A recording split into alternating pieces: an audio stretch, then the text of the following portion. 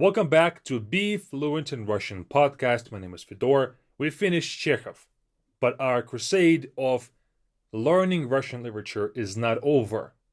Today we have Marina Tsvetaeva. We'll shift our focus to poetry now, because poetry is more beautiful and it's easier to follow because the poem, it needs to rhyme, it needs to have a rhythm, so it's much easier to repeat it too. So let me read this poem, and then we're going to talk about the history of it and more details about it. So here we go. Marina Tsvetaeva. Мне нравится, что вы больны не мной. Мне нравится, что вы больны не мной. Мне нравится, что я больна не вами, что никогда тяжелый шар земной не уплывет под нашими ногами. Мне нравится, что можно быть смешной, Распущенной, и не играть словами, и не краснеть удушливой волной, слегка соприкоснувшись рукавами. Мне нравится еще, что вы при мне спокойно обнимаете другую, не прочите мне в адовом огне гореть за то, что я не вас целую, что имя нежное мое, мой нежный не, упоминаете ни днем, ни ночью, всуе, что никогда в церковной тишине не пропоют над нами аллилуйя. Спасибо вам и сердцем, и рукой за то, что вы, не зная сами, так любите, за мой ночной покой, за редкость встреч с закатными часами, за наши не-гулянья под луной, за солнце не у нас над головами, за то, что вы больны, увы, не мной, за то, что я больна, увы, не вами. That is all. This poem is incredible. It has such deep meaning in this. And this poem, the reason why it's very popular, not because of the poem itself. This poem was sung by a Russian pop artist, Alla Pugacheva, back in the day. And then that song was taken and was put in the movie that everybody watches on the New Year. So the song got popular, and then people started researching that song, realizing that that's an actual poem. So this poem has traveled quite some ways to get to everybody's to be on everybody's radar. But now let's talk about this poem a bit more. And by the way, this poet, Marina Tsvetaeva, I urge all of you guys to just at least do a bit of research on her, who she is, when she lived, and what kind of time she lived in. She lived late 19th century, early 20th century. She unfortunately took her life 1941. And it's we've been through this. We've listened to some poems of Yesenin. He also took his own life. We had some poems of Mayakovsky, also a great Russian poet who also took his life. So this troubled life of poets in Russia, and as you know, Pushkin, he went on and died young too because he went to duel somebody. So it's a lot of tragic fates of Russian poets. So it's interesting to learn about them. But anyway, let's get back to the poem. Enough of history. Мне нравится, что вы больны не мной. Мне нравится, что я больна не вами. I like that you are not sick for me. I like that I'm not sick for you. Вы больны. Я больна. You are sick. I am sick. But this doesn't mean that I'm unwell. This means that I'm madly in love, or that I am not crazy about you, and you're not crazy about me. And also, this мне нравится, что вы больны не мной. This is not saying that I like that you're not sick for me. This means I like that you're sick not for me, but implying somebody else. So, не мной, not for me. If she just said, что вы не больны мной. Не больны, you're not sick with me at all, and it doesn't imply that you are sick for somebody else or you're crazy for somebody else. No, this means that you're crazy for them, not for me. So it's already in these two lines, she says that I like that you are sick but not for me. I like that I am sick but not for you. Что никогда тяжелый шар земной не уплывет под нашими ногами. That I like that. Never will the heavy earth, шар земной means the earth ball, right? So it's like a spheric or earth sphere. Не уплывет под нашими ногами, will never go away under our feet. Уплывет, of course, will swim away underneath our feet. I'm taking these two lines as I like that the earth will never disappear from us, meaning we'll forget ourselves, we'll be lost in each other's lives, that we won't notice how the whole world is gone. So maybe that's what she implies here. Мне нравится, что можно быть смешной, распущенной и не играть словами. I like that I can be funny. Распущенной here means free-willing, or I don't have to control myself. И не играть словами, and I can, or it's possible for me, not to play with words. So these two lines, she's saying that in your presence, I can be funny, I can do whatever I want, and I don't have to kind of choose my words. Играть словами means to play with words, but I think what this implies is to choose words. You know, when you like somebody, you don't want to embarrass yourself, so you choose different words. You choose the words correctly. But if you don't care about them, you can say whatever you want and not really worry about what they will say. Next. И не краснеть удушливой волной, слегка соприкоснувшись рукавами. And not to turn red by a wave of shame when you're only slightly touching my sleeve. So, не краснеть, not to, that it's possible for me not to. This goes back to, что можно быть смешной. And then she says, и не краснеть, meaning that можно не краснеть. I can, or I'm allowed to, not turn red or blush. Удушливой волной. Волна is a wave. Удушливая is suffocating or strangling wave. So like when you turn red, when you're truly embarrassed or ashamed, it can feel suffocating. It can feel tight. You may feel like, oh, this will never end. I'm red in my face and everybody sees it and I cannot do anything about it.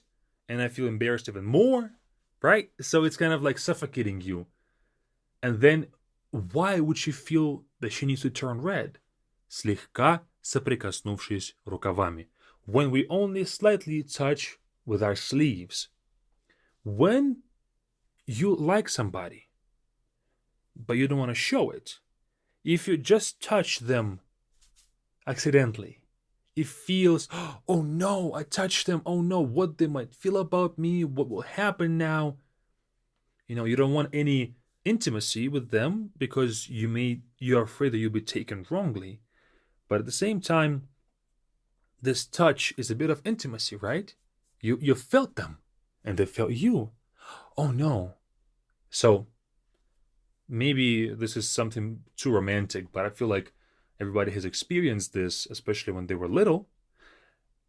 When this happens, when you like somebody and then you touch them accidentally, oh no, what they will think now?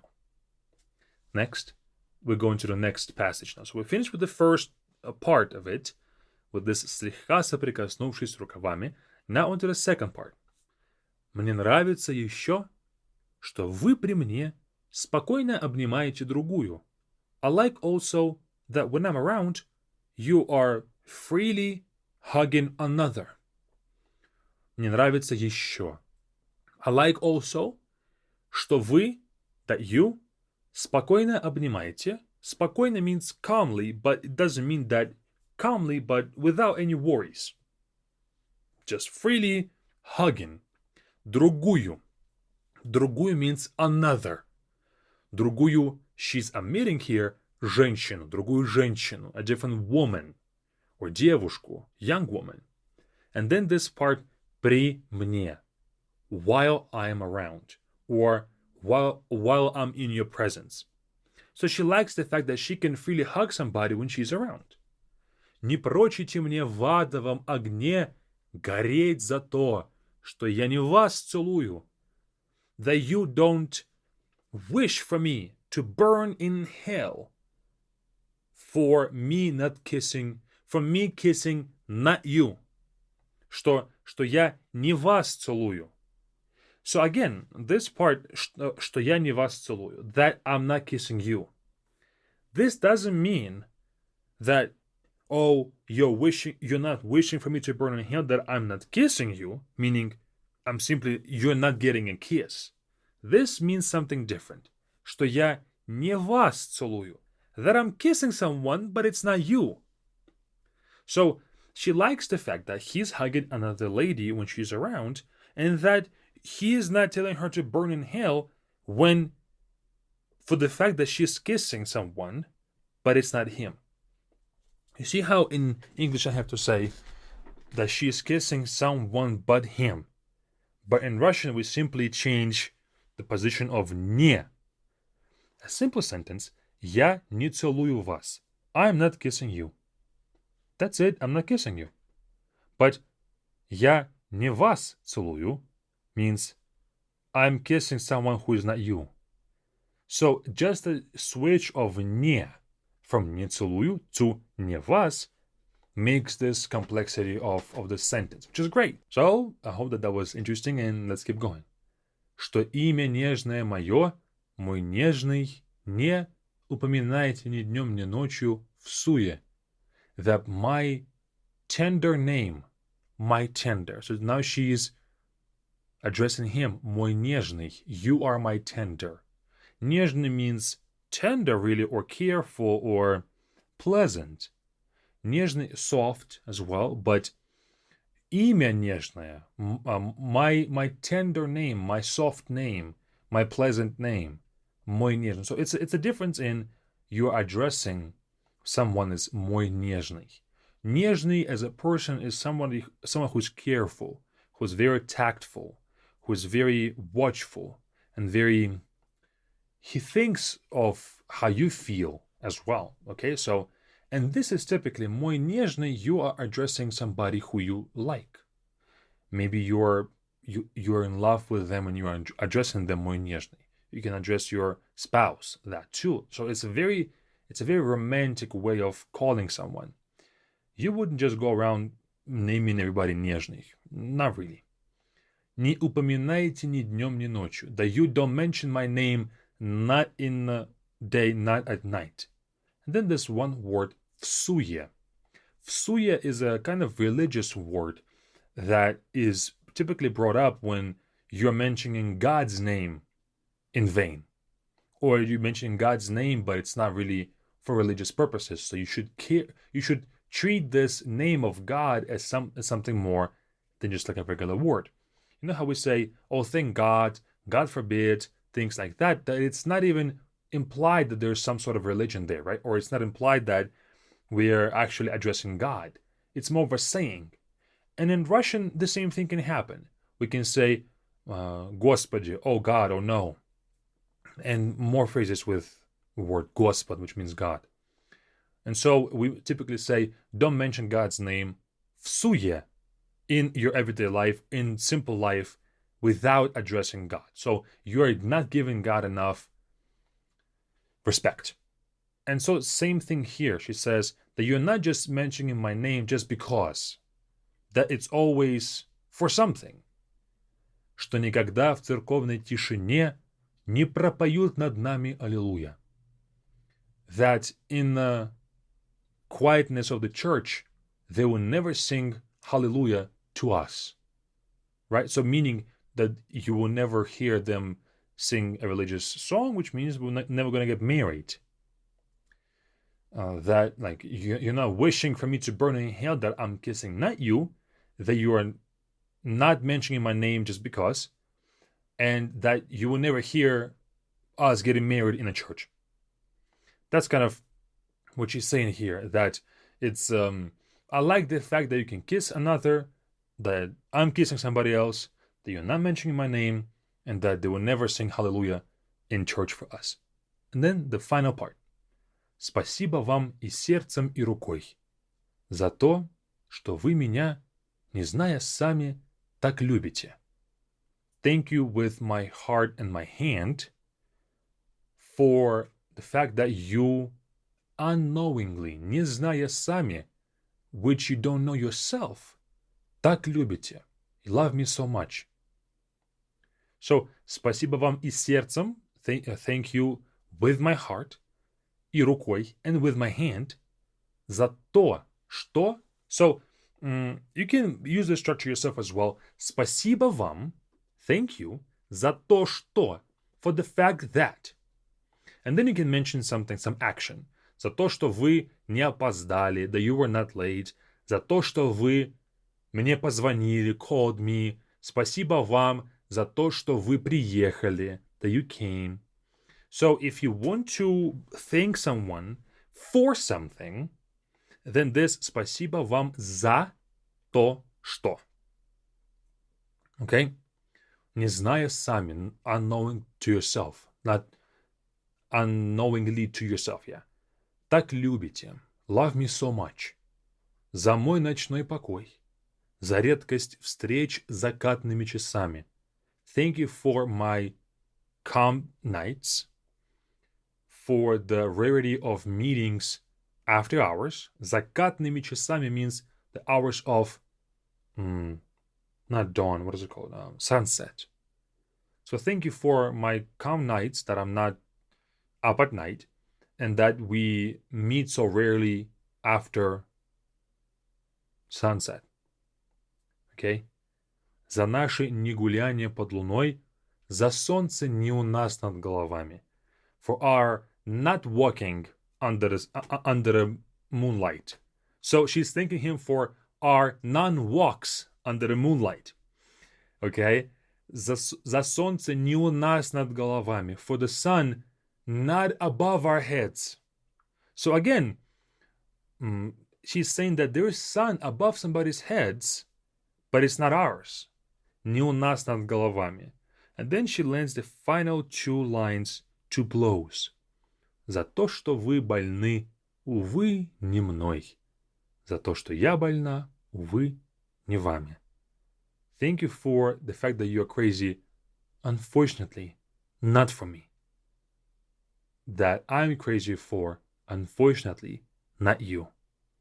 So she starts with the fact that she says that she likes that she's not crazy for him and he is not crazy for her. But now she says the same exact lines, but instead of saying мне нравится, I like, she says увы, unfortunately. So deep down, I think that she wants to be in love with him. She wants to probably share her life with him because they are a perfect match. But for some reason, they are crazy for other people, right? This can happen too. You know, when you see somebody, oh, my life would be so simple with them, but it's just not happening. I'm not feeling the feelings that I feel for somebody else. That may be a worse candidate for me, but at least I love him, right? So, some things to think about. And also I'm thinking, you know, would you ever write a poem to somebody who you really don't love? Maybe she secretly loves him, but he doesn't love her, so she's trying to convince herself. And she's trying to fake thank him for not being too much. But deep down, she probably wants him to be hers, right? Maybe that's a different meaning of this, different reading of this. But anyway, let's go back from start to finish and read it once again. Мне нравится, что вы больны не мной. Мне нравится, что я больна не вами. Что никогда тяжелый шар земной не уплывет под нашими ногами. Мне нравится, что можно быть смешной, распущенной, и не играть словами, и не краснеть удушливой волной, слегка соприкоснувшись рукавами. Мне нравится еще, что вы при мне спокойно обнимаете другую, не прочите мне в адовом огне гореть за то, что я не вас целую, что имя нежное мое, мой нежный, не упоминаете ни днем, ни ночью в суе, что никогда в церковной тишине не пропоют над нами аллилуйя. Спасибо вам и сердцем, и рукой за то, что вы, не зная сами, так любите, за мой ночной покой, за редкость встреч закатными часами, за наши не-гулянья под луной, за солнце не у нас над головами, за то, что вы больны, увы, не мной, за то, что я больна, увы, не вами. That is all. Deep stuff. Marina Tsvetaeva. The poem is called «Мне нравится, что вы больны не мной». I urge all of you guys to also listen to Alla Pugacheva's song on this. It's with a quiet guitar in the back.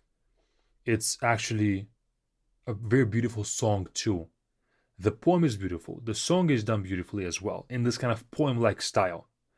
And maybe if you want to read this poem, first listen to the song and try to sing the song with Alla Pugacheva. And then come back to this poem, and then it's going to be much easier for you to read. Because songs help us. If we sing something, it helps us pronounce it and helps us kind of put the right stresses where it's supposed to be. But that is all. Hope you've learned something useful today, and I'll see you guys over at Be Fluent with the first link in the description. Learn Russian in a more step-by-step kind of way so that these poems will be part of your learning process, and you will learn a whole lot more of grammar, vocabulary, listening, and speaking. That is all. See you all there, and see you guys during the next podcast. Пока-пока.